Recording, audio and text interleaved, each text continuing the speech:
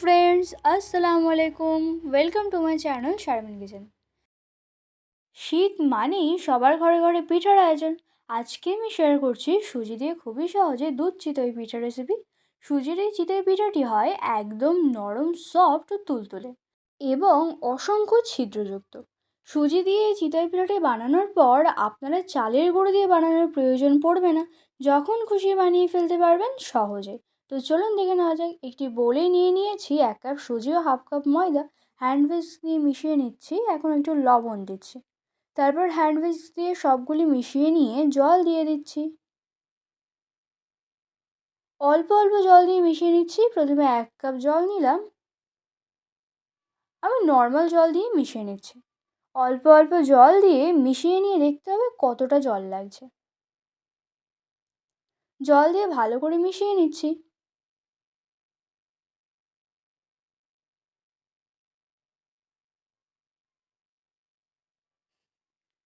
জল দিয়ে ভালো করে মিশিয়ে নেওয়ার পর ঢাকা দিয়ে রাখবো 10 মিনিট।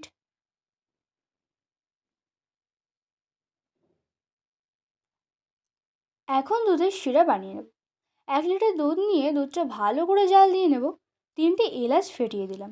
দুধটা ভালো করে জাল দিয়ে নেওয়া হয়ে গেলে গ্যাসের ফ্লেম লো করে নিয়ে দিয়ে দিচ্ছি খেজুরের গুড়। গুড়ের পরিবর্তে চিনিও দিতে পারেন। গুড়টা মেল্ট হয়ে গেছে। এখন ভালো করে দুধটা ফুটে উঠলে গ্যাস থেকে নামিয়ে নেব। এখন চলে এলাম পিঠার ব্যাটারের কাছে। দেখুন, যেহেতু সুজি তাই 10 মিনিট রাখার পর অনেকটা ঘন হয়ে গেছে ও সুজিটা নরম হয়ে গেছে। এখন 1 চামচ বেকিং পাউডার ও হাফ চামচেরও কম বেকিং সোডা দিয়ে দিচ্ছি।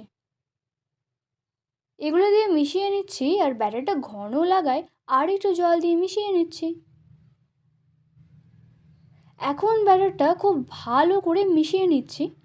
ব্যাটারটা যত ভালো করে মিশাবেন পিঠাটা ততই সুন্দর, সফট, নরম হবে। ব্যাটারের কনসিস্টেন্সিটা ঠিক এরকম হবে।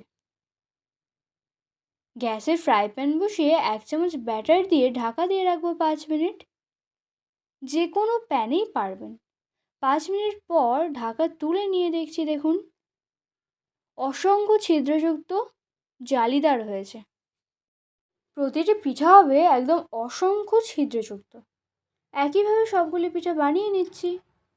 পিঠাগুলি এভাবে বানালে একদম নরম ও সফট হবে।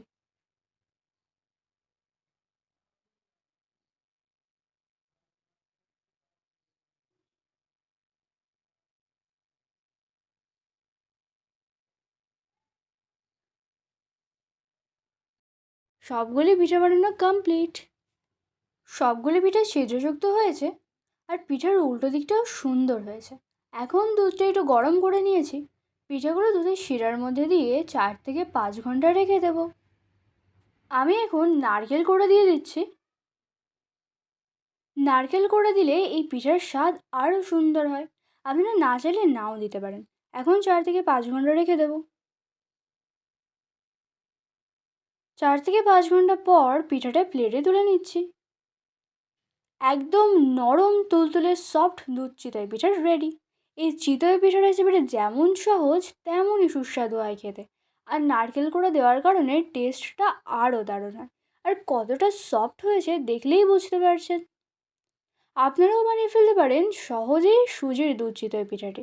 আশা করছি এই পিঠার রেসিপিটা আপনাদের ভালো লেগেছে। ভালো লাগলে লাইক, শেয়ার, কমেন্ট করে দেবেন।